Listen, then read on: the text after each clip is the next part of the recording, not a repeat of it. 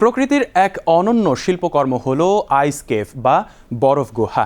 বরফের ভেতরে তৈরি এই গুহাগুলো দেখতে যেমন মনোমুগ্ধকর, তেমনি বিজ্ঞান ও পরিবেশ গবেষণার জন্য অত্যন্ত গুরুত্বপূর্ণ। পৃথিবীর কয়েকটি বিশেষ স্থানে যেমন আইসল্যান্ড, আলাস্কা, কানাডা, সুইজারল্যান্ড ও অ্যান্টার্কটিকায় এই গুহাগুলো পর্যটক ও গবেষকদের কাছে অন্যতম আকর্ষণ।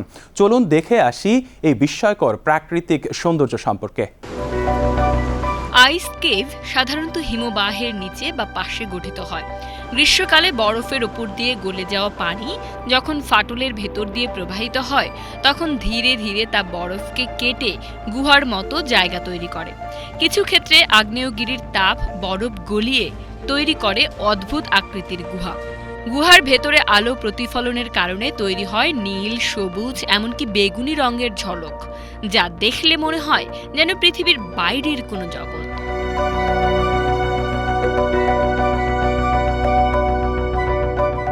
আইসল্যান্ডের বিখ্যাত ভাতনাইয়কুল গ্লেসিয়ার আইস কেভ প্রতি বছর শীতকালে নতুন রূপে জন্ম নেয়।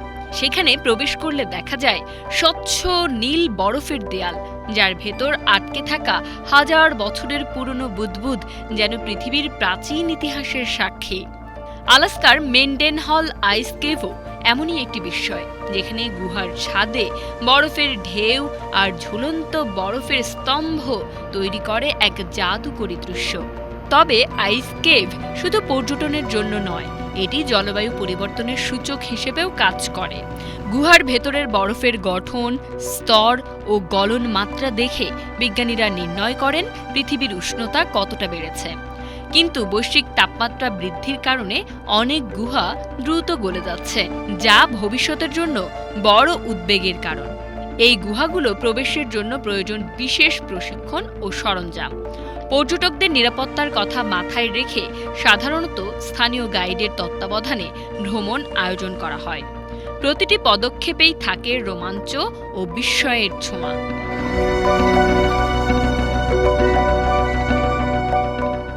আইস কেভগুলো আমাদের গ্রহের অতীত, বর্তমান ও ভবিষ্যতের এক জীবন্ত দলিল, যেখানে বরফের প্রতিটি স্তর বলে যায় পৃথিবী কেমন ছিল আর কেমন হয়ে উঠছে।